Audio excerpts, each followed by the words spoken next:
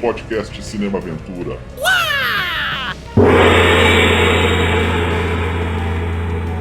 Começando mais um podcast Cinema Aventura, seu canal da ação, das artes marciais, ficção científica, guerra western, da biografia de astros e diretores que dão vida aos gêneros mais emocionantes do cinema. Quinzenalmente nos agregadores de podcast. Nós temos um canal no YouTube com edições especiais aos sábados. Se não for inscrito, se inscreva, ative as notificações e deixe o seu like aí no começo do vídeo. Nós também temos um perfil no Instagram, então por favor nos siga lá. E hoje desvendando aqui um dos filmes mais interessantes dos anos 90 ou 2000, aí você escolhe de que década que ele pertence. Nós vamos falar hoje do Corpo Fechado, esse grande filme dirigido por M. Night Shyamalan, lançado em 2000, estrelado pelo grande Bruce Willis. E eu, que sobrevivi a um acidente, sou Marcos Damiani Lobo. Ele, o herói relutante, Daniel Fontana. Opa, Marcão, muito obrigado por me chamar para falar de um dos meus filmes preferidos e a minha frase de efeito é só essa. Eu vejo gente super poderosa. Com que frequência? O tempo todo. E pela primeira vez aqui no Cinema Aventura, o devorador de quadrinhos, o Corpo Fechado, Dalton Silva. Este é um episódio para ser ouvido de ponta cabeça. Vamos meio que continuar a conversa que a gente teve no episódio do Sexto Sentido, né, na temporada anterior. Hoje o filme é o filme seguinte aí do Shyamalan, né, carregado de muita expectativa, também uma carga em cima do nosso querido, né? Então, ao longo do nosso papo, a gente vai acabar analisando isso, dizendo que hoje nós falamos de um filme no mínimo singular ali na realização dele. Ele é muito diferente do que a gente estava acostumado a assistir em relação ao tema, né? Não esteticamente, né? Mas tematicamente a abordagem dele é bem diferente. Sei que hoje eu irei de carona nesse papo aqui, porque esses dois aí manjam muito de quadrinhos, amam quadrinhos e vão nos levar a lugares aí não imaginados aí nessa conversa aí. Não tem muito do que se falar muito da pré-produção, né? Que, como todo mundo sabe o porquê, né? Porque o diretor já estava escrevendo o roteiro no Sexto Sentido, após o enorme sucesso do filme, a Touchstone já estava engatilhando a arma, e aí a Disney comprou o roteiro por 5 milhões de dólares, que para a época era um recorde. E o filme foi divisível ali no seu lançamento, mas eu gostei logo de cara e sei que muita gente torceu o nariz, mas aos poucos foi gostando do filme, apesar que o público médio, assim, eu acho que não deu muita bola para esse filme aí. Mas ainda assim, muita gente gosta e, claro, meus convidados aqui também. Não E era aí? não era um filme que poderia ter sido assimilado pela grande maioria do público, assim, de cara, porque é aquele negócio, né? É o mesmo problema, não estou falando que os filmes são iguais em termos de qualidade, tá? Longe de mim. Mas é o mesmo caso do Watchmen do Zack Snyder, né? Ele tá carregado de um tipo de conteúdo que o público de cinema não teria como entender, né? O, o Unbreakable aqui, ele traz no seu cerne, por assim dizer, é, todo esse lance de quadrinhos, mas não só, né? Tinha toda a expectativa por conta do sucesso do Sexto Sentido, né? Que é o que nos traz a um título nacional horrível, né? Mas isso aí a gente nem vale a pena comentar. Mas o que acontece é o seguinte: fora isso, ainda assim, o filme foi vendido, né, em seus trailers e tal, nas suas artes, ele foi vendido como um suspense sobrenatural. E claro, ele tem seu elemento sobrenatural, mas ele não é aquele tipo de sobrenatural que a gente via no Sexto Sentido, né? Ele é muito mais um thriller fantástico intimista do que qualquer outra coisa. E quando você fala, você usa esses termos para definir o filme, você imagina, sei lá, um negócio assim muito mais, sabe, grandiloquente, de alguma forma, com superpoderes e tal, mas ele é um filme muito humano, apesar É. desse estofo dele, né? E não por acaso, um dos filmes preferidos da vida do Tarantino também, porque o Tarantino é aquele cara que é mais ou menos como nós, né? Que gostamos de filmes, né? Que aprendemos ao longo da nossa vida, aprendemos a gostar de filmes que nos acolhiam, né? Então tem vários exemplos nos anos 90, né?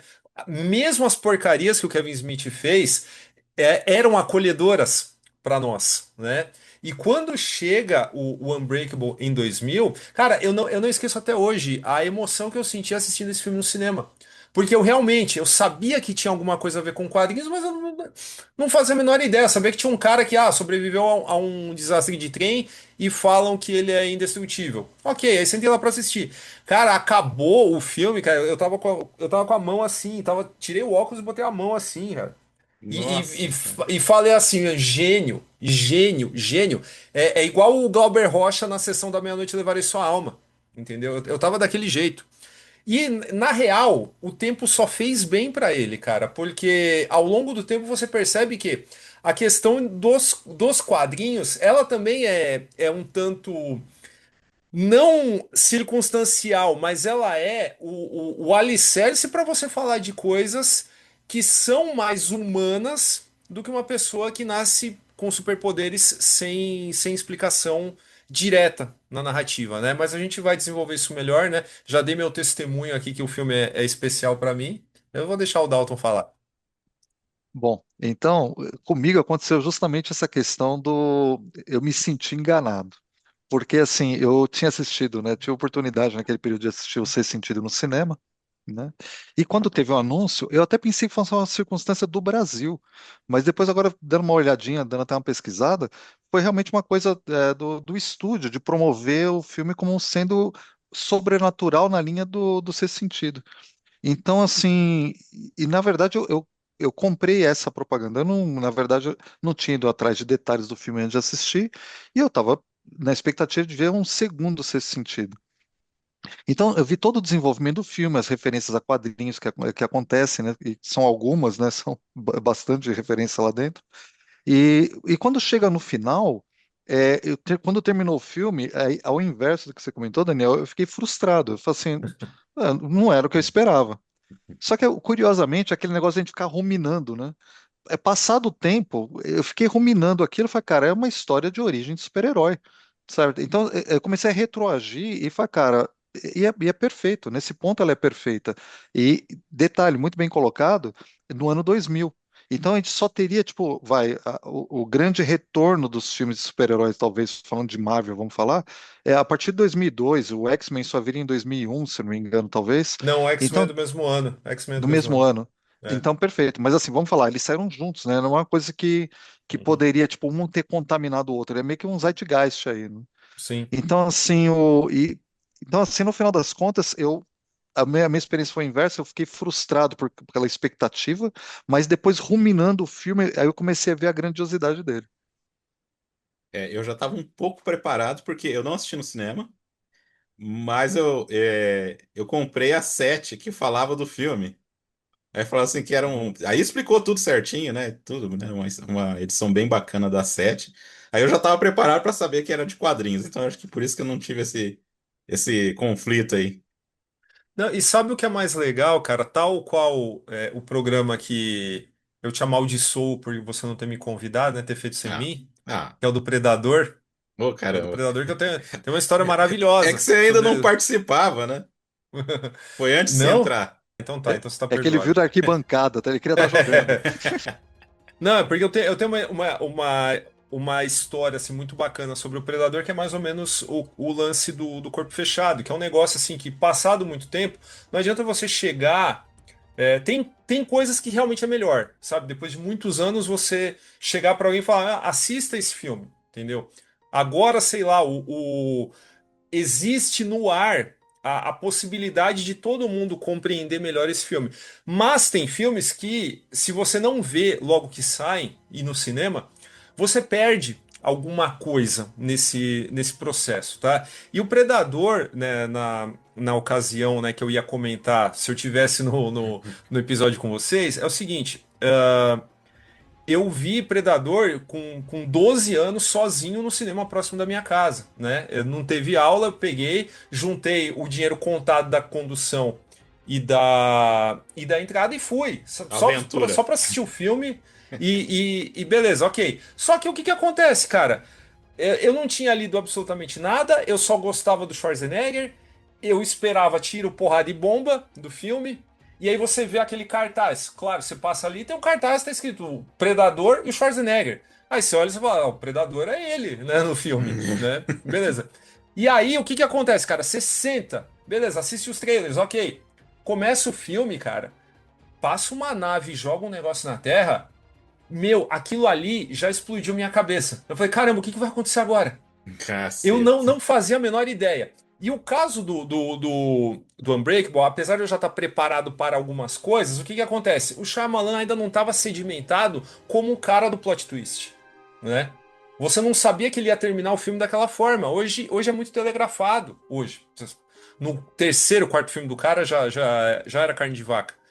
Mas naquele momento, cara, você vê como é que o cara costurou a trama de, sabe, de trabalhar com o antagonismo dos inversos como se fosse uma história em quadrinhos mesmo, explicar a diegese daquele universo, das condições daquele personagem, através dos clichês de quadrinhos, dos clichês mais arquetípicos, né? E, sabe, dá uma outra dimensão para um personagem que até ali você estava olhando como se fosse um santo, né?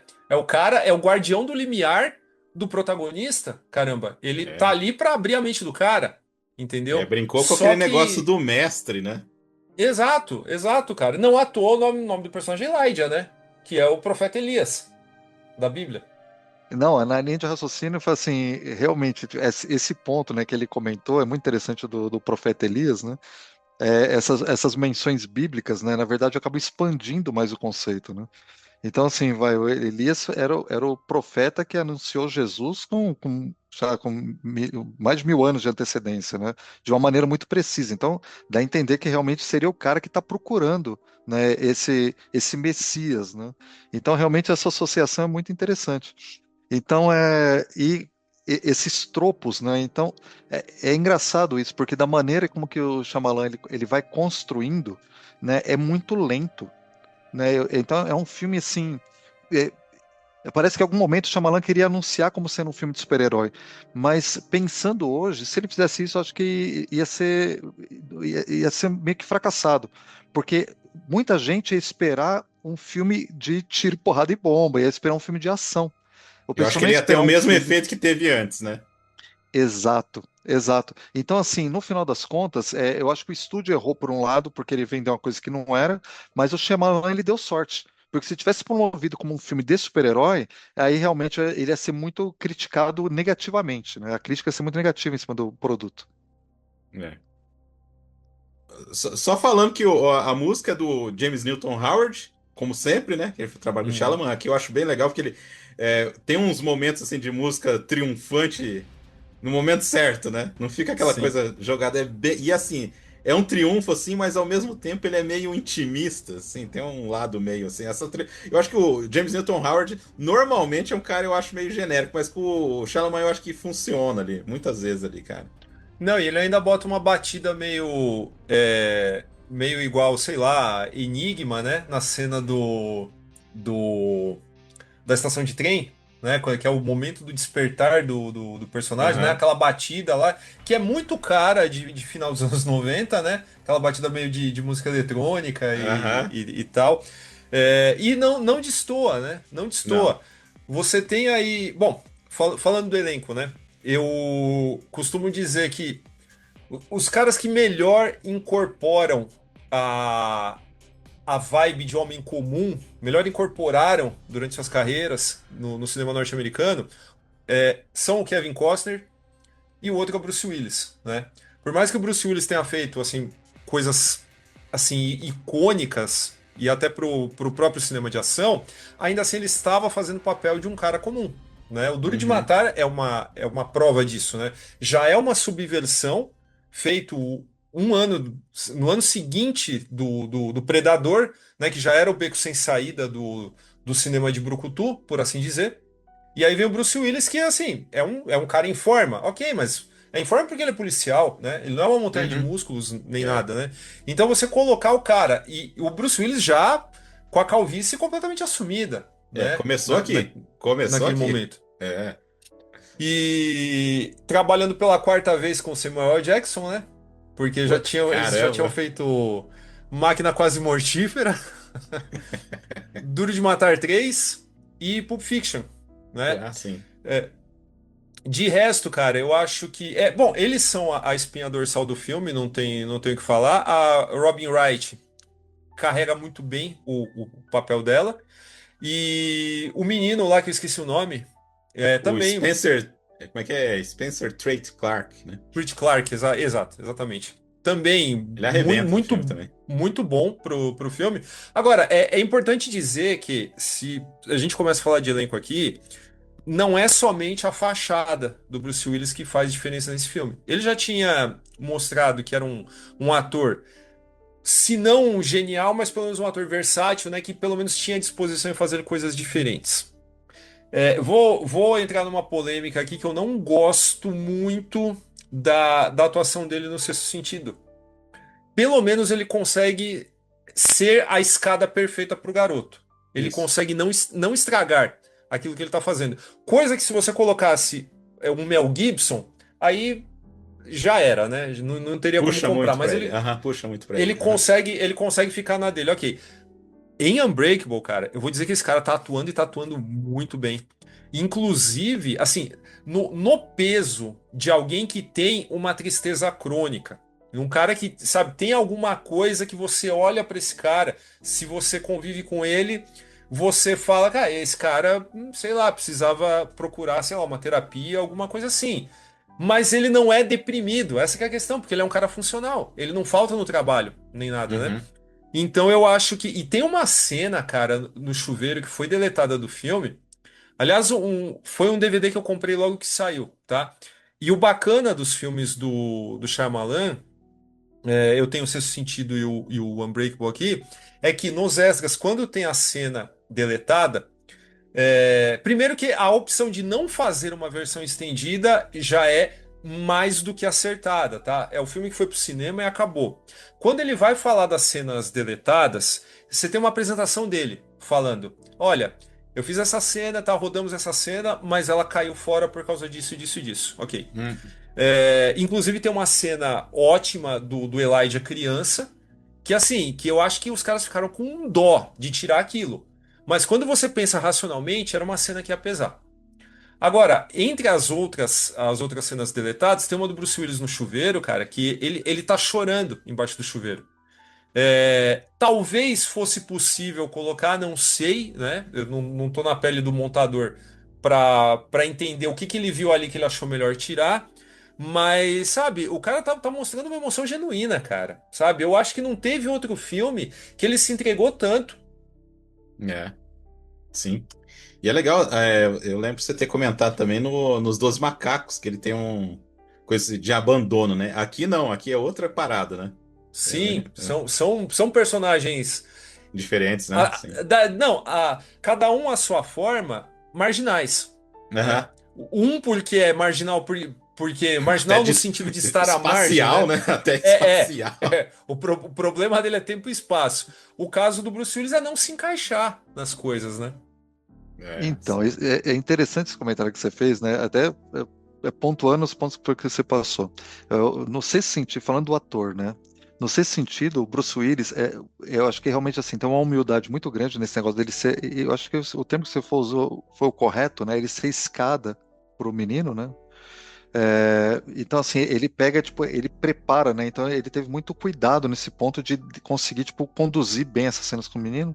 Só que, curiosamente, as cenas onde que ele tá sozinho é uma coisa, assim, que caberia muito para um Mickey Rourke.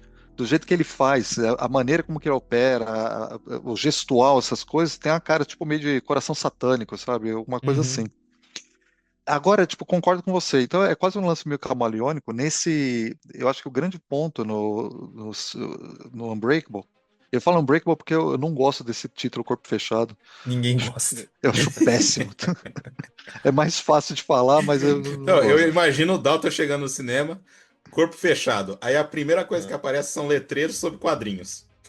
Não, não, assim, não tô zoando, é assim, com todo respeito, eu pensava que era tipo uma coisa de Umbanda, tá ligado? Eu- Porque, tipo, não, os caras venderam, eu falei assim, cara, tipo, eu tinha curiosidade de ver como que aquilo ia desembocar, né? Mas, assim, aí de novo retorna ao corpo, é o coração satânico, né? Tipo, sem querer chega lá na mesma coisa, né? Mas, independente disso, Então o que acontece? Realmente assim, a construção que ele faz do personagem do David Dunn tem essa coisa, essa sombra, né? Essa melancolia, talvez seja o termo. Então eu concordo, assim, nesse ponto eu acho que o montador, eventualmente até o Shyamalan, eu não cheguei a ver se é essa com comentário, mas eu acho que tirar a cena desse choro, por mais que bem atuado tenha sido, a dor no coração talvez de tirar essa cena em particular pela atuação dele, eu acho que esse limite da melancolia, eu acho que é importante para a construção do personagem ao longo do filme e a decisão dele no final. Porque realmente talvez o choro pudesse mostrar um desespero, uma entrega, né? Mas eu acho que esse controle que ele tem e mostra, eu acho que depois a gente vai falar um pouco mais de detalhes ao longo, né? Eu acho que é muito importante na construção do personagem e das decisões que ele tomou lá atrás, porque no final das contas ele acaba sendo vítima das próprias decisões. E sobre a atuação, né, do filho, né, do menino que faz o filho dele, e da esposa, eu concordo, né, ele tem uma boa atuação, mas assim, o Bruce Willis ele se agiganta. A cena onde que ele aparece não adianta, ele rouba, você só consegue olhar para ele. Então é impressionante. Pode ser aquela cena da conversa do casal no barco, né? O cara ele se agiganta, algumas vezes até pelo silêncio. Então realmente eu acho que é engraçado, talvez não seja celebrado como um dos grandes trabalhos dele, mas com certeza está entre os grandes trabalhos dele. Facilmente. Esse Dois Macacos, É, sim. Só falando, o Samuel Jackson teve a ideia da bengala, né? De vidro. E da cor também, né? Sim, sim. Muito interessante aí quando tem essa outro colaboração, cara cara. ligado em quadrinhos, né? Outro cara que traz a pecha de fã de quadrinhos para dentro dessa produção, né? Pois é. Ó, quem diria que Então, depois ia ser o Nick Fury? É, ok, tá vendo? é. Aí, então, agora é interessante porque assim, ele trazendo, né, esse negócio, a bengala e o negócio da cor roxa, literalmente dizendo, você está construindo um personagem, né? Isso Uhum. é parte integrante da construção e que, inclusive, isso vaza para dentro da obra inteira do Shyamalan, né? Então é muito interessante isso. I know what's going through Sim, your sim. mind right now. You're searching for meaning in all of this. Know one thing. 131 people died so you could finally understand the destiny for which you were born. Are you ready for the truth? Vamos pro filme já direto, né, gente? Porque ele foi filmado em sequência, né? Não teve Foi. lá, foi tudo na sequência ali, cara. Com uma história em quadrinhos, né? Mais ou menos. Né? Pra começar, E o nome do personagem, né? David Dunn, né? sim, já remete um monte de coisas, né? Para quem manja, né? Para quem é iniciado nesse Aham. rolê. Mas eu acho que é um filme que tem, assim, ele é um ótimo argumento, cara, para você, sei lá, chamar alguém que ainda tem essa visão de que cinema é você sair filmando e depois só colocar em ordem cronológica, né? Porque é realmente difícil. Tem coisas, cara, que a gente fala, a gente enxerga subjetividade em certas opções visuais de qualquer diretor. Isso é um fato, né? As coisas elas estão aí para ser interpretadas, né? A partir do momento que a obra saiu, o cara botou o filme no mundo, não é mais dele, né? Uhum. Então a gente interpreta com aquilo que a gente tem à mão. Só que aqui no Unbreakable, cara, você percebe que existe um planejamento que assim, que ele é muito lógico, né? Ele é muito até de uma forma boa, ele é rígido, né? Ele segue a proposta dele do começo até o fim. E nisso eu tô falando na questão dos enquadramentos, porque a fotografia do filme ela é ótima também, ela assim, é super adequada ao filme, mas a decupagem dessas cenas elas também trazem um outro sentido para esse filme, tá? Se você pensasse, por exemplo, se esse roteiro tivesse sido escrito por outra pessoa, aí dava até para você falar que o Shyamalan, nossa, tipo, era um gênio absoluto. Porque assim, o cara, tipo, conseguir trabalhar com o texto de outra pessoa e fazer trazer esse tipo de sabedoria visual, tipo, aumentaria o calibre dele como realizador. Mas como o roteiro é dele, provavelmente quando ele estava escrevendo, ele já estava pensando nisso, né? Aham. E quando eu falo que é um filme, sabe, assim, muito é, correto na sua proposta e no seguir essa proposta também, é o fato de que, isso eu e o Dalton a gente já conversou pra caramba em outras ocasiões, mas você tem o lance da câmera, ele até brincou na abertura, né? Você tem o lance de enquadrar personagens de cabeça para baixo, né? Mas tudo isso para indicar um tipo de visão que é diferente dos personagens protagonistas, né? Então, nesse momento, você percebe que o Shyamalan, ele tinha algo de Spielberg, né? De buscar a compreender e trazer para a tela uma visão mais pueril, mais infantil da coisa, né? E quando você está falando de, sabe, de pessoas com superpoderes, mesmo que dentro de um contexto melancólico, de um casamento quase desfeito, de um filho que está sentindo a falta do pai, mesmo o pai estando ali do lado dele, ainda assim o conceito é pueril. Você não tem como trabalhar isso, sabe, de formas que, sei lá, que chamem muita atenção para esse tipo de coisa e estraguem o drama do filme. Então, qual é a opção? É colocar o espectador para olhar esse filme como se ele estivesse acessando sua criança interior. E ele faz isso muito bem, mostrando que essa câmera invertida de cabeça para baixo, ela representa como as crianças olham para esse personagem que tem superpoderes, né? Que é super forte, é indestrutível e tudo mais.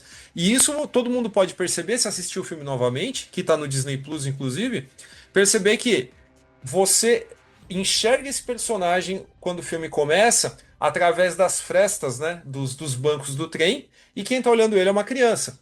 Quando Aham. ele percebe essa criança, Como essa se ela criança tá tivesse de assim, cabeça. aquela coisa da criança ficar brincando assim, né? Exato. Mas É. quando essa criança é enfocada, ela tá de cabeça para baixo, né?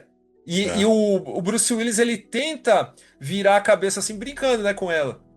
E isso é um gesto que parece assim muito jogado no filme, mas ele tem um propósito, tá? E não é subjetivo conforme eu vou explicar em momentos posteriores do filme. Aí beleza. Quando ele tipo tem aquele ímpeto de dar uma cantada na moça, sabe? Não dá certo e tudo mais. A criança olha pra ele percebe que a criança está olhando pra ele, só que a criança está olhando agora enquadrada, não de cabeça pra baixo. E tá olhando pra ele meio que bonito, né? Tipo, assim, Uhum. ela tipo joga um olhar de adulta pra ele, né?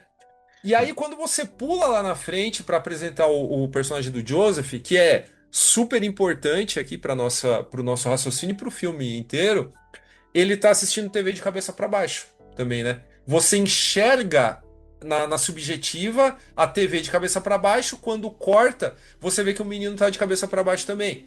E ele é o único que acredita na história do Elijah, né? E qual criança não gostaria que seu pai fosse um super-herói, Pois né? é. Isso é uma coisa, cara, que mesmo que você não pense, na hora que bate ali, você tipo, você compra do moleque, né? E, enfim, você tem o lance do Elijah, né, criança recebendo o quadrinho, que é enquadrado de cabeça para baixo. Ele faz assim para olhar e a câmera, tipo, vira. Então, assim, é como se o mundo desse personagem, tipo, ganhasse sentido, né? Agora as coisas estão no lugar certo. E no final, quando o Elijah tá no beco sem saída do raciocínio dele, ele vai encontrar a sua solução olhando para baixo em um gibi que está como? De cabeça para De cabeça baixo. pra baixo. E Aham. ele faz Porra. assim, e ele faz exatamente igual o Bruce Willis fez no começo do filme. Ele, quando criança, fez também. E ali, tipo, ele fecha a elipse desse raciocínio, né? Eu tenho, dentro desse ponto, né, falando dessa questão de cabeça para baixo, tem mais um ponto também que você vai se lembrar, quando ele está em dúvida sobre a teoria dele, porque tem um momento que ele perde a fé, né? Tem Uhum. momentos que ele tem dúvida, a fé dele está abalada. E o Bruce Willis, o David Dunn, ele pega e comenta sobre a suspeita dele de uma pessoa estar com uma arma presa à cintura, com cabo preto, uma arma prateada, com cabo preto, uma coisa assim. E ele pega e segue esse cara até o metrô. E quando chega no metrô, na escada, ele cai. Ele não tem condição de descer a escada. Ele pega e cai, acaba se quebrando inteiro. E ele fica numa posição na qual ele está de ponta cabeça. E a epifania, a revelação dele, ele É. vê a tal da arma e ele tá justamente ponta cabeça. De ponta Então, cabeça. aí, ele recupera a fé nessa posição. Então, é quase que um reencontro, né? Então um pouquinho antes, acho que dessa cena do. Aí agora você vai me lembrar depois. Acho que é antes da cena do quadrinho, talvez. É Ele tem antes, essa é cena da antes. arma. Uhum. Aí tem essa cena da arma. Então, é ali que ele tem um reencontro, né? Na, Eu na sou. verdade, na verdade, essa cena que você tá falando, muito bem lembrado que já tava me passando batido. Mas ela acontece bem antes dessa parte do quadrinho. Eu acho que a parte É, que você queria Sim. indicar como que ele perdeu a fé é a hora que ele tá na loja de quadrinhos que ele tá meio catatônico mesmo. Porque o David fala assim: "Não, eu já eu quase fiquei morri doente, afogado". tá? É, exato, É, é. eu aí ele vai encontrar aquele raciocínio que, quando você ouve, você fala: caramba, mas não parece ter muito a ver, né? Pô, a fraqueza do cara é água, né? E aí você saca, né, que o filme ele trabalha com extremos também, né? Um cara que na verdade, não é que a fraqueza dele é água, né? É que ele engole água muito rápido, né? Então ele pode se afogar muito fácil. Mas o que que acontece? O fato da água aparecer como fraqueza relativa pro cara aqui faz sentido porque é o inverso dele. Ele é um cara indestrutível. Mas a substância mais macia do mundo é o que, numa circunstância específica, poderia acabar com ele. E no caso, o Elijah é um cara que é todo quebradiço, né? E se ele bater num negócio muito sólido, o negócio sólido é a Uhum. fraqueza dele, né? Se você parar para pensar, porque ele cai numa escada de É. concreto, é o que quebra ele inteiro ali, né? E Que dentro é. dessa dúvida, pô, mas ele quase se afogou, né? O que isso explica, né? Ele tá lá, Aham. catatônico, e vê o gibi na loja de quadrinhos, aí que ele vira a cabeça, né? Mas Uhum. eu diria que essa parte da arma, ela é uma elevação do personagem para ele cair de novo. E ele vai se levantar nessa parte da loja de quadrinhos. Sim. Que é Perfeito. uma É uma certeza maneira. dele, né? É uma certeza dele, né? É, Ele tem certeza, né? Estavam falando aí da cena da escadaria, cara, que pra mim, assim, é uma das cenas mais angustiantes do filme, cara. Porque até aquele ponto você tá torcendo pro cara, né? Tipo, o tá. cara tá fazendo a É investigação e lógico. tal, e você quer que seja verdade também. E aí Cara, acontece o que faz, cara. não, e assim, ele é um personagem que antes de aparecer, ele já te ganhou, né? Porque o filme começar com ele nascendo, né? E a primeira vez que ele aparece em tela, assim, quando bebê, é o reflexo do espelho, né? Então é o foreshadow do Senhor Vidro também, né? Porra. Então, aliás, Marcão, a gente nem deu sinopse do filme, né? Não precisava, não tem. Dessa vez nem atropelamos tudo, né? Cara, é que assim, é muito entusiasmo, cara, é muito amor no mesmo. Fala, Daniel. Se a gente vai dar sinopse, a gente pressupõe que as pessoas que estão nos ouvindo não viram o filme. Se elas não viram o filme, a gente também não pode dar spoiler, né? Tem isso. É, Então, mas 26 anos?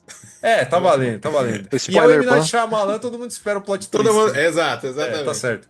Enfim, nós temos aí David Dunn, um segurança.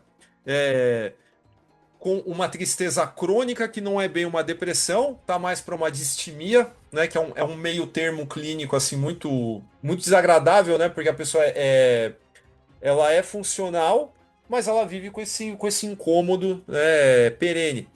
E em certo ponto da vida dele, né? Com o casamento ali quase acabando, ele é o único sobrevivente de um desastre horrível de trem, tá? E por conta dessa condição, ele passa a ser seguido por um cara que alega que ele é um super-herói de verdade, porque as narrativas dos quadrinhos elas teriam se inspirado em pessoas especiais da vida real. E aí o filme é aquele negócio, um negando e o outro afirmando, né? Quem tem a razão, né? Eu vou pegar então esse gancho aqui, né? Que tinha sido comentado aqui anteriormente, que assim, o David Dunn, né? Então foi falar assim, para quem manja, né? Mas então, talvez para quem não manje tanto, isso é uma particularidade muito específica da Marvel, para falar a verdade, do Stan Lee. Né? Então, apesar que temos Lex Luthor, entre outras coisas, né, com o Super-Homem, mas esse negócio de você ter aliterações para personagens é uma coisa bem de Stan Lee. E você consegue identificar alguns personagens dele nisso. Então, você tem o Peter Parker, né? Você tem o Bruce Banner, você tem o Reed Richards. Então, você tem sempre essa literação para os heróis, né, os personagens. O O Stan Lee dizia que era para poder lembrar melhor dos personagens, mas talvez até para que os clientes, os leitores lembrassem, Sim. né? Mas aí vai ter alguém que vai falar assim, pô, mas e o Tony Stark? Né? Pois o Tony Stark, né, as histórias do Homem de Ferro, apesar de ter sido supostamente criado dentro daquele ambiente, eram escritos pelo irmão do Stan Lee, Pelo irmão pelo Larry dele. Lieber, que era o Uhum. mesmo cara que escrevia Thor. E não por coincidência, a identidade secreta do Thor é Don Blake, ou Donald Blake. Então, assim, é uma coisa muito particular. Então, mas hoje em dia ficou no imaginário, né, dos leitores, entre outras coisas, que os super-heróis vão ter aliterações. Então, David Dunn, você já tem um foreshadowing aí, né? Sim. Não, é mais engraçado que o Tony Stark foi baseado num cara que era a literação na vida real, né? Howard Howard Hughes. Hughes. Howard Hughes, exatamente. Ai, muito boa. Então, aí, então esse ponto, né? Então, assim, a partir do momento que a gente já está pegando, então, falando desse lado, né? Então, fazendo essa menção, ao longo do quadrinho, perdão, ao longo do filme, né? São colocados vários pontos em relação a esse tema do quadrinho. O quadrinho enquanto mídia, realmente, né? Enquanto formato. Essa primeira cena, né? Que o Daniel pegou e mencionou, da criança, é uma cena, tipo, se for pensar, é razoavelmente longa, né? Porque muita coisa se define também nessa cena, muita coisa que vai ser, é uma preparação para muita coisa que vai ter no filme. Então, nessa primeira cena, onde que você acompanha o diálogo do David Dunn, né, Bruce Willis, com essa moça que senta, né, do lado dele no trem, nesse trem para que ele está circulando, é interessante dizer que, assim, quando ele avista a moça, ele pega e tira a aliança e coloca a aliança no bolso. É aquele momento a gente não conhece o personagem, a gente não sabe quem ele é. Então ele pega, espertamente, ele tira a aliança disfarçadamente, coloca no bolso, senta, a moça senta e ele começa a puxar conversa, muito interessado. E ela começa a falar de futebol, né, futebol americano particularmente, que ela está indo viajar para justamente conhecer um rapaz que é muito talentoso, de esporte universitário, ele tem uma oportunidade muito grande e ela descreve a questão de consegue correr tantas jardas em tantos segundos, ela se demonstra uma profunda conhecedora. E aí ele pergunta, né? Ela fala que trabalha com isso, como fosse uma olheira, como fosse trabalha nessa parte, e ela vira e pergunta para ele se ele gosta de futebol. E ele imediatamente fala que não. Então, é a primeira apresentação que a gente tem para o cara. Fala assim, meu, é um canalha, porque ele tá dando em cima é um homem casado, tá dando em cima de uma novinha, e não se interessa por futebol e tá com terno e gravata. Então a gente não sabe se ele é um empresário, se ele trabalha em escritório, alguma outra coisa. E nesse diálogo, né, nessa conversa entre os dois, tem justamente aquele movimento que você fez de da criança, que a gente está junto com a criança, então é o olhar da criança entre os bancos. Só que isso aí também permite como se fosse o enquadramento de um quadrinho. É como se você tivesse uma cena de diálogo, literalmente você tem um corte exato para a moça falando e volta para ele. Como se você estivesse lendo as histórias em quadrinho e justamente com aquele gap, né, a sarjeta, a elipse É. entre os Uhum. quadrinhos. Inclusive um aceno que vai aparecer de novo no momento em que o Elijah visita o David no estádio, né? Que eles vão ali para aquela entrada do campo e é como se fosse um requadro mesmo, né? A câmera ela vai se afastando e vai evidenciando que tem um retângulo, né? Da parede ali em volta deles, Uhum. né? E eles estão completamente chapados, né? Também chapado que eu falo, a figura, a forma deles enquadrados ali é um negócio chapado porque tem muita sombra. E isso também, né? É algo que remete ao tema do filme de alguma forma. Sim, e tem muito disso, né? Essa coisa das portas, né? Por exemplo, eu lembro no final lá do filme, que também tem aquela hora que ele vai descendo as escadas, assim, as escadas não, a rampa, né? Uhum. E aí você vê certinho, assim, as portas, assim, depois fecha na hora que o Bruce Willis vai embora e tal. Tem muito Exato. disso, cara. Mesmo o Elijah, enquanto criança, que ele está dentro do apartamento, que ele não quer sair, né? Você tem a questão do o reflexo dele na televisão também determina um Uhum. quadro. E quando Uhum. ele olha as crianças brincando, você tem a moldura da janela Da branca ainda, janela. né? É um requadro. Então, assim, isso determina muito também a visão do personagem. Então, assim, ali também a gente está vendo, de certa forma, a gente está acompanhando o jeito que o Elijah ele vê o mundo. Porque uma coisa muito interessante, a gente está falando de ano 2000, tá? Então, assim, hoje em dia, tipo, ser nerd tá na moda, né? Já até passou essa moda, né? Mas no ano 2000, ali, quando a construção do Elijah é muito interessante, porque supostamente ele é dono de uma galeria de arte.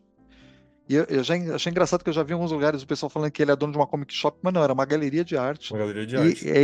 e a apresentação dele, né, é quando ele nega a venda de um original para um cara, porque o cara queria dar pro filho dele. Ele falou, não, cara, tipo, desculpa, eu não vou vender para você, Quantos né? anos tem seu filho? 4. Eu vou falar que eu já passei por isso, tá, na minha vida, porque tava vendendo a minha coleção do Tio Patinhas do Karl Barks, um cara falou assim, ah, vou ver se meu sobrinho quer. Aí eu falei assim, quantos anos tem seu sobrinho, cara? Aí ele, ah, tem 6, 7. Eu falei, então deixa pra lá, não precisa ver não. Eu acho que você me conta essa É história. lógico, cara, porque, sabe, eu sabia que.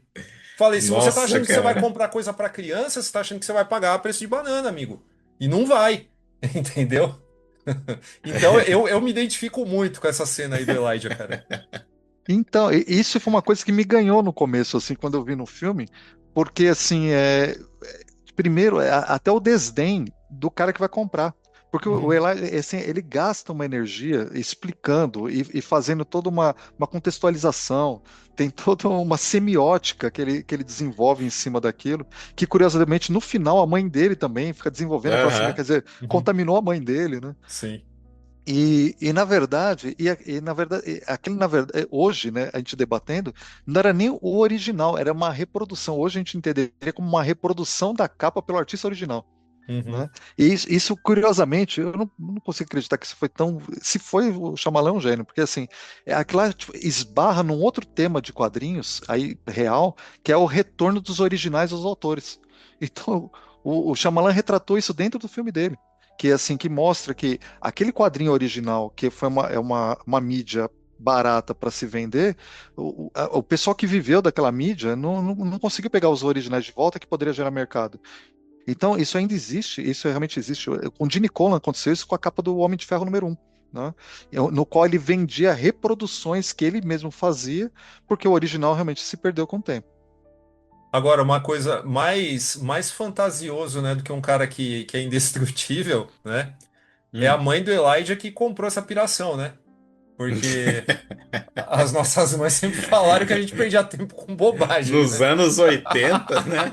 É Nossa. foda. Mas, assim, eu sei que você está fazendo um comentário Putz, para cara. brincadeira, mas, assim, ali mostra uma dedicação da mãe em relação ao filho, porque, assim, ela, ao mesmo tempo que ela. Esse é um ponto também que eu acho muito interessante no filme.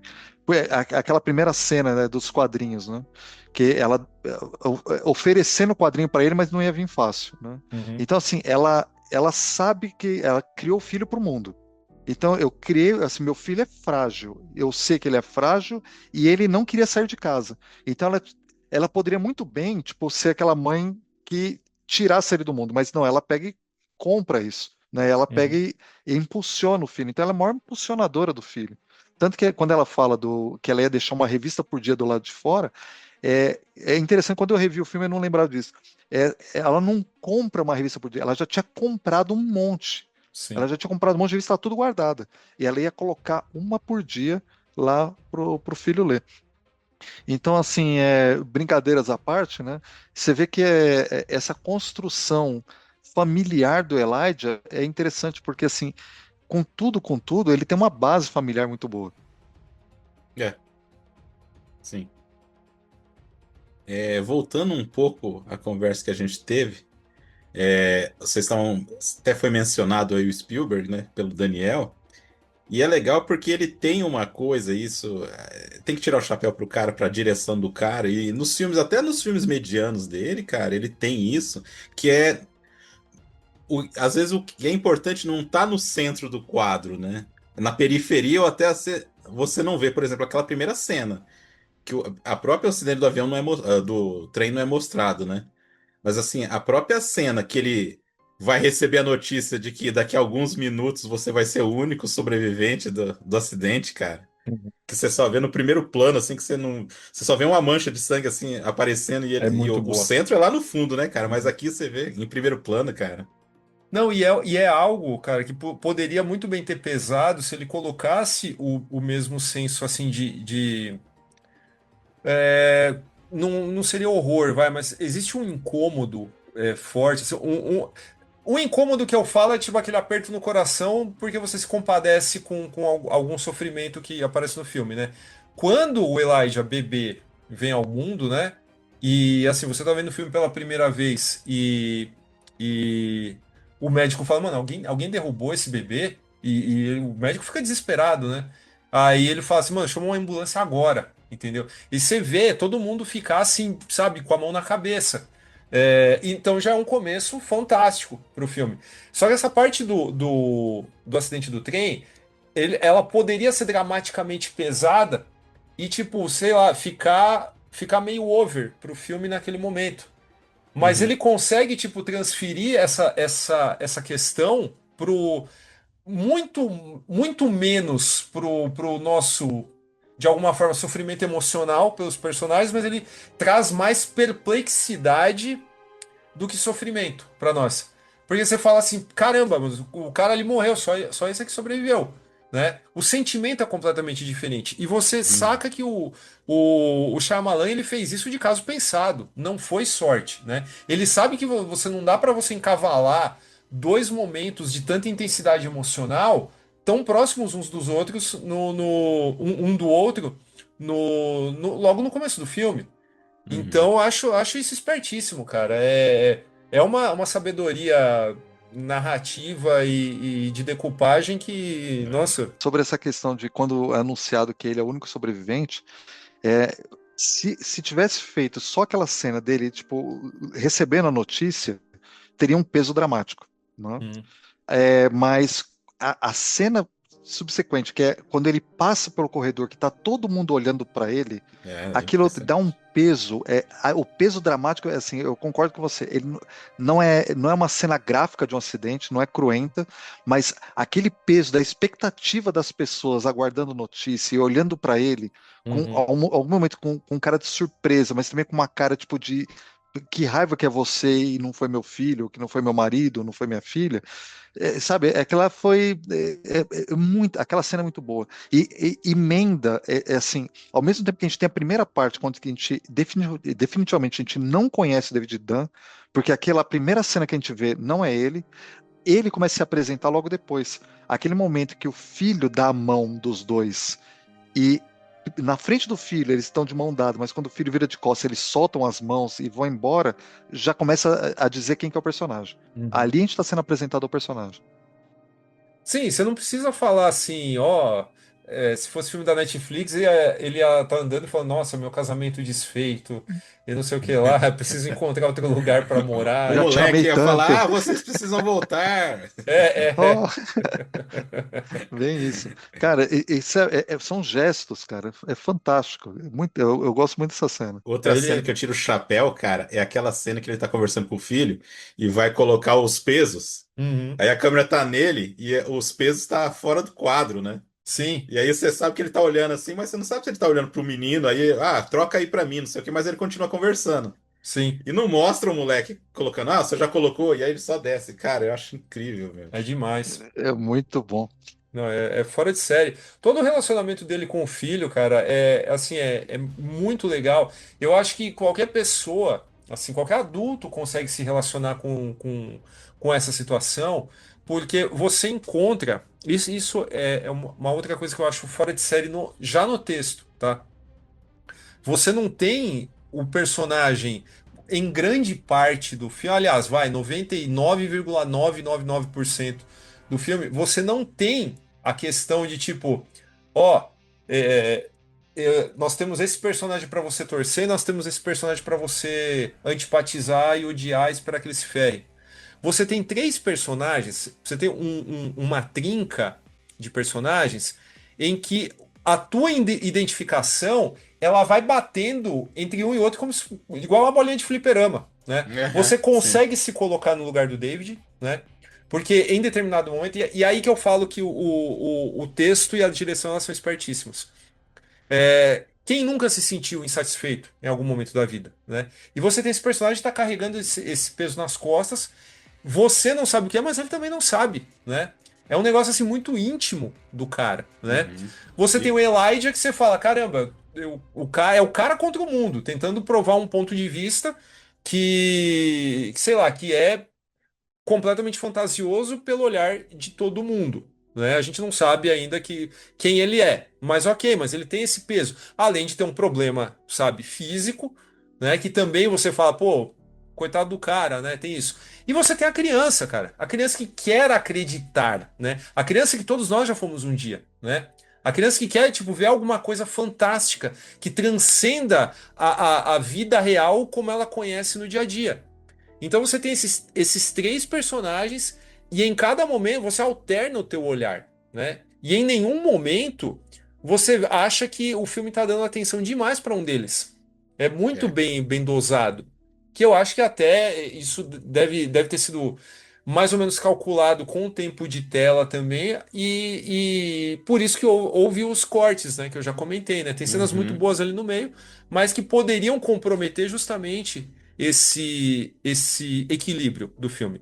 Porque no fim das contas, cara, se a gente falar só do David, esse é um filme sobre um cara procurando o sentido para sua vida, cara. E assim, tentando, sabe, fazer alguma coisa que, sei lá, o deixe feliz todo dia que ele levantar da cama, né? O filme é sobre isso. Ele não é sobre um cara super poderoso.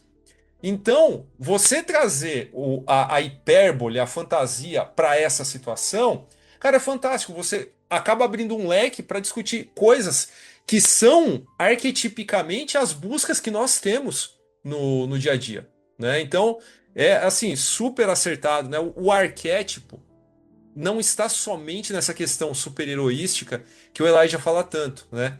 Ele está também nesses pequenos conflitos do dia a dia.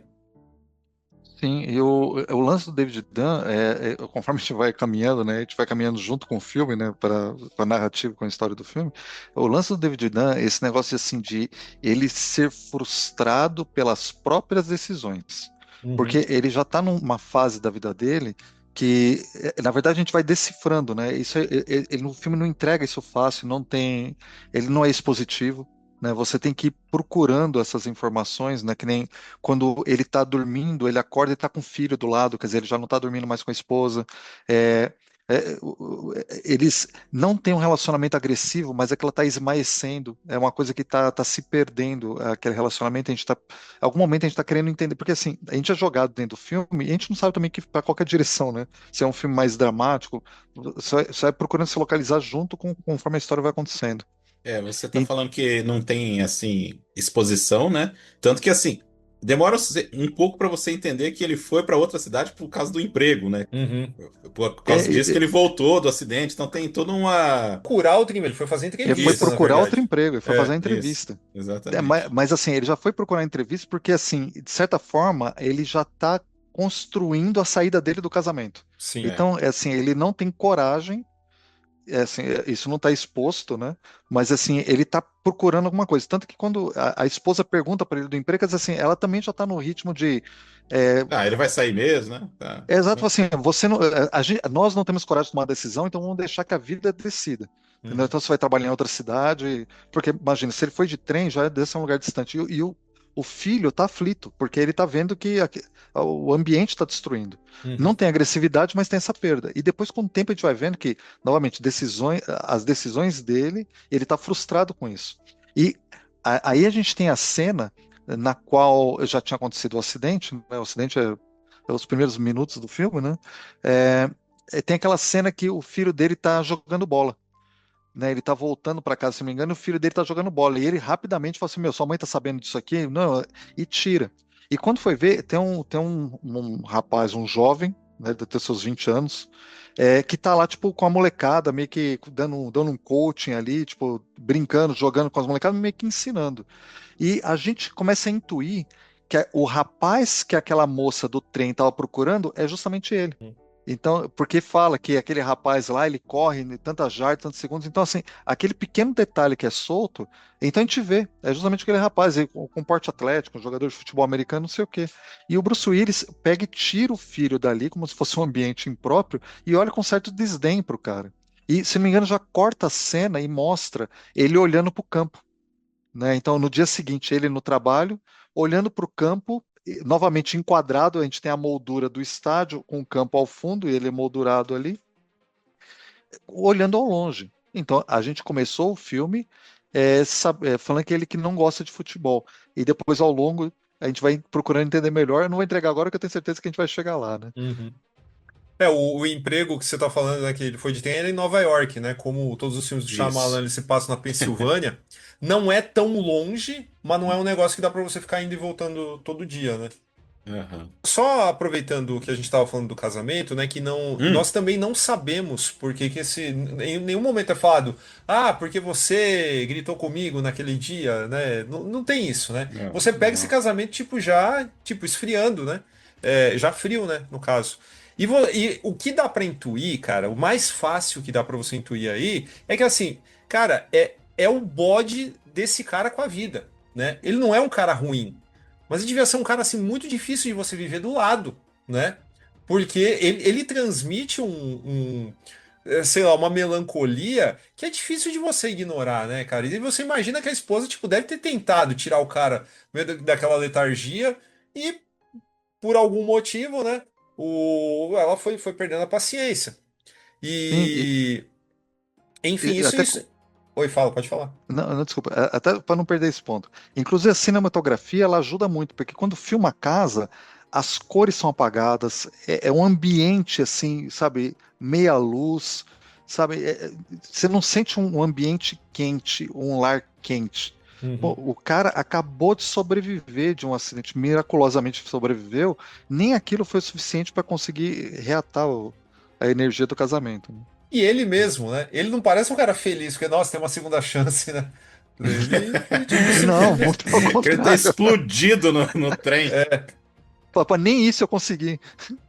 Mas assim, de Mas. certa forma, é dois momentos críticos, né, do personagem, né? Porque no primeiro, que eu tô falando dessa origem dele aí do acidente, foi onde ele resolveu largar tudo do esporte para ser o marido, né? Essa coisa toda, né? Uhum. E aqui esse acidente meio que devolve para ele uma oportunidade de ser uma outra coisa, né?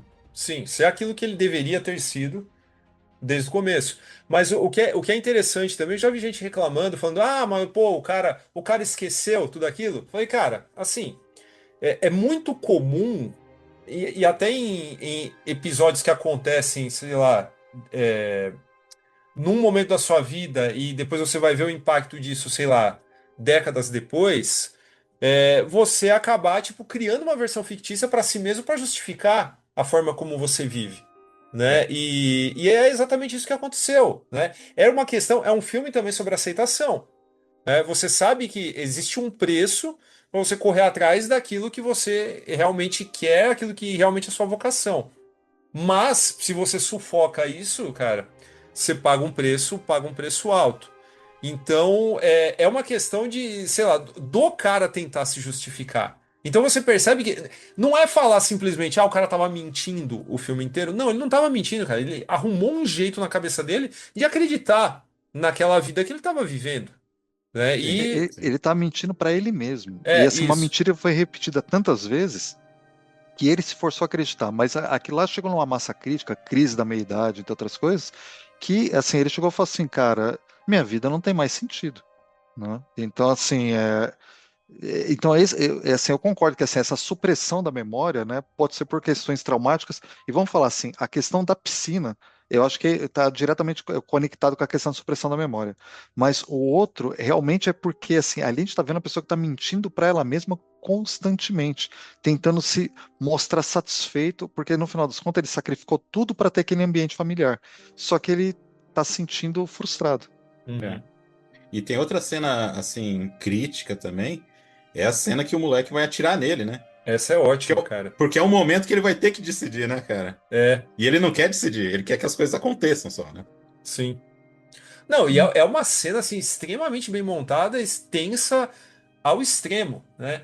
Porque o filme ele consegue trabalhar com anticlímax, né? O tempo todo. Isso é um anticlímax, cara. Você acha que em algum momento o moleque vai atirar e não atira, né? A graça é justamente essa. Ele te mantém suspenso nessa situação geral do filme para você ir até o final e descobrir o que é aquilo tudo. Que assim ele vai fazendo somente esse tipo de coisa. O cara levantar aquele monte de peso também não é uma confirmação que esse cara é especial. Ele pode ser simplesmente um cara que tipo manda bem no supino, mas para fazer uma mudança ele também de repente não se sairia tão bem, né? Tá cheio de Uhum. cara em academia que levanta sei lá quantos quilos no supino, mas né, para fazer coisas da vida real sei lá, ele tá em forma É, só para aquilo, né? Então, é isso. Ele sempre te deixa ali com a pulga atrás da orelha, né? E nunca confirma as coisas para você. Enquanto você tem E, um cara que tá ali martelando. Não, vamos lá, corre atrás do teu destino, né? E é isso que faz, né, uma diferença enorme, porque um filme desses jamais teria como funcionar hoje, não só pela obtusidade de grande parte do público, né? Mas como também por esse lance de spoiler, né, cara? Imagina, sabe, você entrar em rede social e alguém nossa. te dá a letra inteira, né? E o que ia ter de final explicado de Unbreakable, cara? Nossa. Nossa. Ainda- nossa, mano. Então, É, e essa cena da arma, desculpa, pode falar. a cena da arma é muito interessante porque, assim, como a gente entra, né, no filme sem saber que é um filme de super-herói, sem nada, não tem nada que indica que o moleque não vai atirar. Ela é construída com uma tensão, porque o moleque, ele tá tão confiante que o pai dele é invulnerável, que até o último minuto a gente pensa que vai atirar. E vamos falar, a gente torce para que ele tire. Tem um momento que fala assim, cara, talvez o cara seja mesmo, né? E uma coisa que eu estava vendo, essa cena ela é inspirada numa situação real que aconteceu com o George Reeves, né? De uma Uhum, criança que pegou e se Ah, propôs a sim, sim. atirar nele Aham. porque ele era o super-homem. uhum. É. E o George Reeves teve que contornar a situação com a criança na conversa semelhante ao que foi feito. Então, assim, meu, muito interessante a maneira como que é feita, assim, inclusive como é filmada, a perspectiva no qual o menino é apresentado e depois o alívio, né? Quando tem Uhum. um alívio de sair da situação, a queda, né, É. dele e da esposa, meu, é fantástico. É, Muito boa porque essa assim, cena. é uma cena que ele atirando ou não teria uma consequência, né? Uhum. É um gato de Styrian de Gurley. E na hora que eles vão sair para jantar, né, que eles estão tentando reatar, eles deixam o garoto em casa, ele tá com os bonecos, né, de super-herói, né? Ali, Aham. então. E o que eu acho fora de série, cara, é que acaba aquele momento, né? Você acaba meio que com a esperança da criança para que no final ele recupere isso sem a necessidade de nenhuma linha de diálogo, cara. Entendeu? Putz. Essa Isso cena é. eu acho ela assim, ela é extremamente tocante. Porque ali é você, tipo, na pele do moleque, cara. Entendeu? Uhum. E não tem como você não pensar, caramba, como seria legal, né, essa situação na vida real, né? Quem nunca, sei lá, fantasiou alguma coisa parecida com isso? Então, é mais um ponto, cara. Eu acho é que não é a cena final, tá? Mas eu comparo muito esse trecho do Unbreakable com o final de Marcas da Violência, cara, que eu acho fora de série também, né? Por um acaso é baseado em quadrinho também, né? Mas tem muito Uhum. pouco a ver com o quadrinho, na verdade, né? Que é aquela cena do Viggo Mortensen voltando para casa e, assim, tava em crise com a família, né? E como o filme te fala, talvez fique tudo bem a partir daqui. É só colocar mais um prato na mesa, cara, né? É a mesma coisa aqui. Então, parabéns, né? Esses filmes são anti-Netflix, cara. Eles são a fórmula completamente inversa. É o oposto. Assim, uma coisa que é interessante, né? De novo, eu acho que o que você colocou muito interessante, que assim, ao mesmo tempo que a gente pode ler como um filme de super-herói, você tem essa questão do relacionamento, porque quem brigou realmente para aquela família funcionar foi o menino. É. E assim, ele não queria, e assim, ele queria ter o pai como herói. Uhum. Mais qualquer coisa, ele queria que o pai dele fosse o herói particular dele, né? Independente de superpoderes é outra coisa. Quando ele Uhum. pega e tem essa cena do jornal, você reata a cumplicidade entre os dois. Sim. É. Então, a mãe de Costa e eles fazendo sinal, ali você tá reatando, talvez até criando um laço, né? A gente não retroage tanto na história, mas criando um laço, uma cumplicidade entre os dois, que é muito bonita. Sim. E não, e ainda teve, a gente ainda passou batido pelo momento em que o menino tinha esperança de ser também como pai, mas ele percebeu que era normal, né? Apanhando na escola. É, então.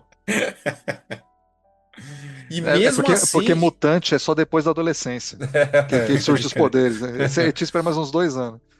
Mas o. E, não, e mesmo assim, ele não abandonou a crença dele, né?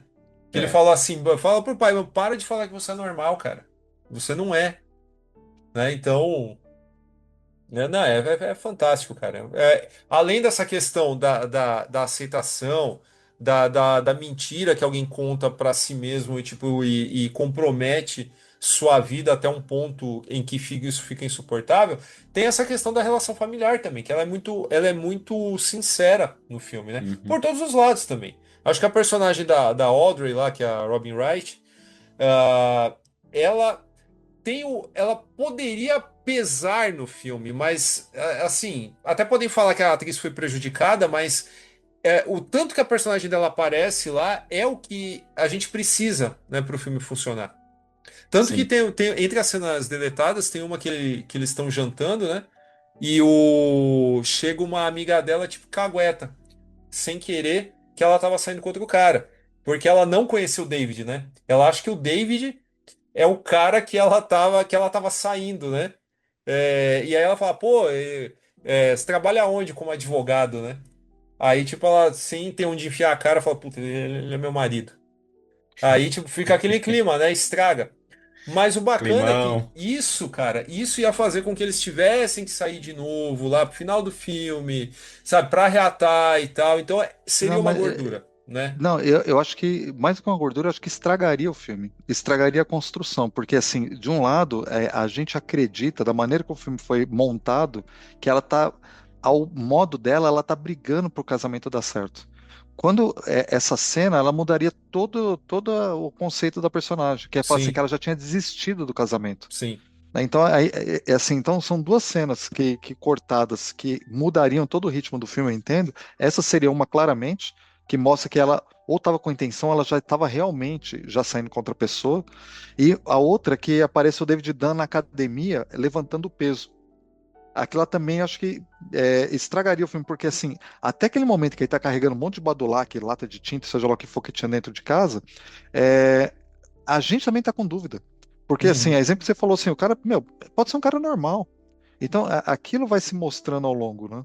uhum. Então, eu só não me lembro agora, você assistiu várias vezes a me lembrar, que se a cena do Elijah, quando ele cai da escada, se é anterior ou posterior à cena do peso. É, Porque o filme ele vai dando várias indicações, mas a gente também tá com dúvida, a gente não sabe se ele é um super ser. sim. Nossa. Boa pergunta, eu não lembro. Eu acho que a cena do peso, ela é anterior. Porque, na É, verdade, se você for pensar, o superpoder dele, né? Porque assim, ele tem uma das coisas relacionadas à água, por exemplo, a questão do afogamento, é porque a densidade óssea dele, musculatura, então, é tão grande que realmente ele afunda, né? Então não tem como não E- afundar. Eu acho que é um pouco depois que ele vai conversar com o Elijah da primeira vez, né? Que ele vai lá, que ele recebe o cartão do cara e vai lá. Acho que é um pouco depois ali a cena, não é? a cena de Eu, levantar o eu peso. acho que eu acho que é da É. primeira É, vez, talvez que eles se é. encontram. Pode ser, Aí, porque aí quando ele tem vai o. como convidado no estádio, passa pela fila, aí já não é a primeira vez, né? Tá certo. Isso. Eu falo porque, assim, supostamente o poder dele, né, fora a questão física, seria esse sentido de aranha que ele tem, né, É. esse sentido extrasensorial de detectar o perigo, né? A gente já tá chegando aqui na reta final, só falar rapidamente, assim, duas cenas. A cena do salvamento, né? Que Uhum. realmente é. Aí que tá, o filme vai te cozinhando, cara, até chegar no grande esplendor aí do poder do cara e ele realmente fazer uma missão, né? Não, e é muito bacana porque, assim, é, é a, per- no- para aquilo acontecer, só precisou do cara, tipo, ser um pouquinho mais honesto com ele mesmo, né? E a partir do momento que ele fala, tá bom, vai, eu inventei essas mentiras, tipo, para viver mais confortavelmente e tal. Aí ele liga pro Elijah e fala, tá, já sei. O que que eu preciso fazer? E É. aí que ele vai pra estação de trem, né? Tem toda aquela cena ali que você, sabe, vê gente normal andando pra lá e pra cá, mas que cada um fez uma coisa pior que a outra, né? E aí ele descobre lá o louco lá, o serial killer que invade casas, né? E a Uhum. cena toda, assim, é assim, no escuro, na chuva, né? Porque se a fraqueza do cara é água, né? Nada mais natural de que o elemento dramático seja a chuva também. E uma indumentária, né? A capa lá de segurança, lembrando o espectro ilustrado pelo Alex Ross em Kingdom Come, né? Principalmente no recorte de jornal lá, né, cara? Sim. Totalmente, Totalmente. totalmente. Não, e você tem aquela parte que você tem porque tinha que ter um combate, né? Aí Uhum. você tem aquela parte onde que ele é jogado na piscina, né? Putz, Sim. E que com a E, cobertura, desespero, né? que desespero. e com a cobertura, cara, aquela foi muito inteligente, cara, porque assim, se tivesse caído na piscina, propriamente dito, isso é uma coisa, mas a cobertura dá aquele negócio como fosse da areia movediça, aquele negócio É, de, o É. cara pô, o vai cara vai tentar. conseguir. Não vai, não vai. Porque, E, porque ele bate e não percebe ainda onde tá, né? Aí depois que a câmera afasta, Nossa. e você fala, caramba, mano, onde o cara tá? meu, é assim, tudo que não teve de ação e tipo e dessa angústia no filme inteiro, o pessoal consegue compactar ali, né? E Sim, aí tem esse negócio que a própria cobertura e a capa que ele tá usando embaixo d'água faz aquela desgraceira. O cara já não sabe mais onde que é em cima, onde que é embaixo. E fala, agora já era, esse já foi, né? uhum, E ao final a gente tem que as crianças que ele tinha salvado vão lá e salvam ele. exato. É mais um elemento Spielbergiano, cara. É. Pô, que incrível, cara. E aí vai pro final, né? Que aí é a grande. O que amaldiçoou depois o Shyamalan, né? Que todo filme depois. Porque, que nem você É, falou, até então, né? Fez um, aí fez outro, aí. Não, agora tem que ter em todos, né, cara? Infelizmente. sim. Mas aqui é só no texto ali, cara. E realmente é. Não, Mas esse é um. vocês entendem que esse filme funcionaria sem o final, sem a revelação final? Eu acho que não, porque ele acaba trazendo mais complexidade psicológica, cara, porque pensa bem, tem coisas na tua vida que elas são não necessariamente quem é teu amigo de verdade é que vai te despertar para alguma coisa, né? Você pode ter conhecido pessoas horríveis durante a sua vida que de alguma forma te ensinaram algo, às vezes até indiretamente. Então eu acho interessante você ter a dualidade de um cara que te ajudou tanto, mas que ao mesmo tempo é uma criatura horrível, né? Eu Matou gosto gente dessa. pra cacete, né? Aí É, você fala, eu, porra.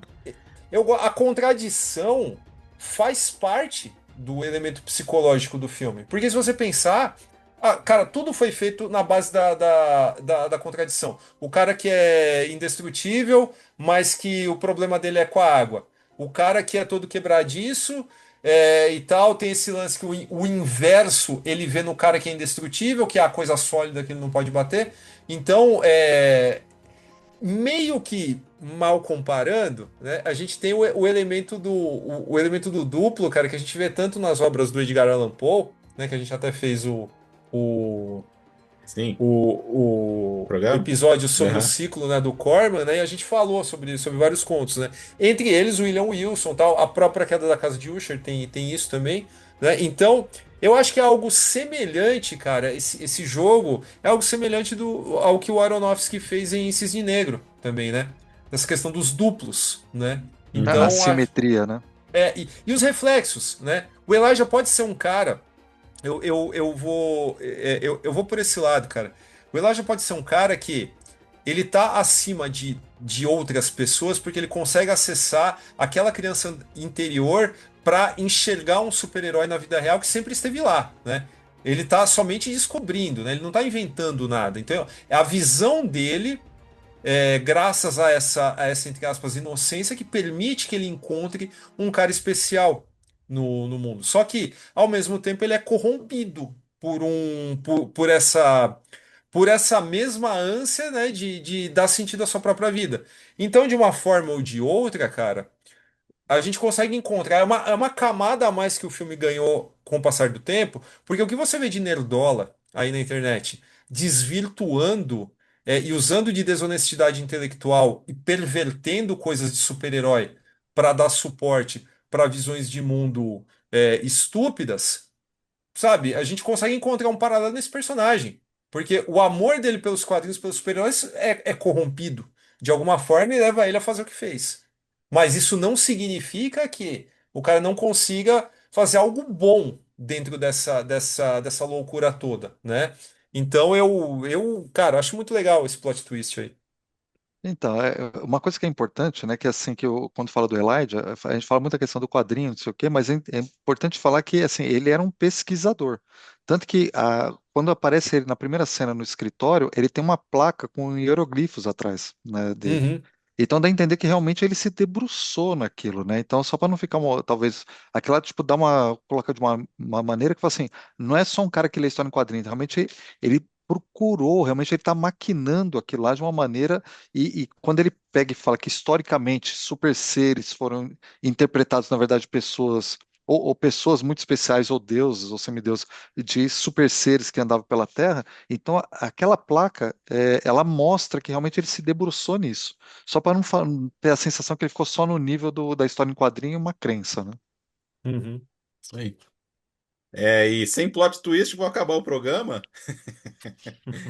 E, enfim, uma conversa muito boa, um filme que eu acho, assim, eu acho que ele não é tão esquecido porque os fãs do Shyamalan ainda revivem o filme. E para quem gosta de quadrinhos também, né, cara? Então Uhum. realmente foi um momento especial do diretor, cara. Tanto que os comparativos que a gente fez aí não é para qualquer um. E assim, é um cara que tem um talento. É que né, a gente comentou no do Sexto Sentido, cara, que apesar de ele estar fazendo muita porcaria, e assim, aí, né? Mas pelo menos ele faz o dele, né? Ele não é um cara genérico, não é um cara tipo, o cara tá só reciclando coisa, até pelo menos ele tá fazendo a dele. Isso aí é um ponto positivo que dá pra fazer, pra falar O dele Snyder hoje em dia. também, né? O Zack Snyder ele também, né, Então, mano? mas ó, Ah, mas ainda bem aí. que você entrou agora.